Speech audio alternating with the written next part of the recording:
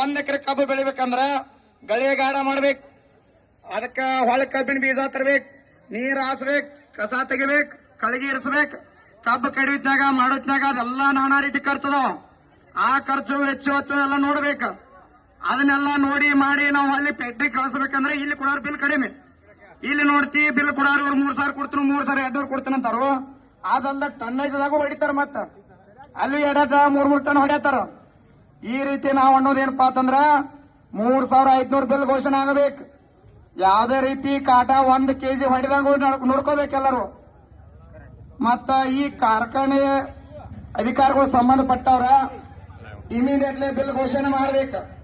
ಮಾಡಲಿಲ್ಲ ಅಂದ್ರ ಪ್ರತಿಯೊಂದು ಹಳ್ಳಿ, ಪ್ರತಿಯೊಂದು ಬೀದಿ ನಾವು ಹೋರಾಟ ಮಾಡಕ್ ರೆಡಿ ಇದೀವಿ. ಯಾಕಂದ್ರ ರೈತರ ಒಕ್ಕಟ್ಟಾಗಿರ್ಬೇಕು. ಮತ್ ಇನ್ನೊಂದೇನಪ್ಪಾ ಅಂತಂದ್ರ ನಾವು ರಾಷ್ಟ್ರೀಯ ಅಹಿಂದ ಸಂಘಟನೆ ಉತ್ತರ ಕರ್ನಾಟಕ ಭಾಗದ ರಾಜ್ಯಾಧ್ಯಕ್ಷರು ಬಾಳೇಶ್ ಮುನ್ನೋಳಿ ತನ್ನ ಹೆಸರ.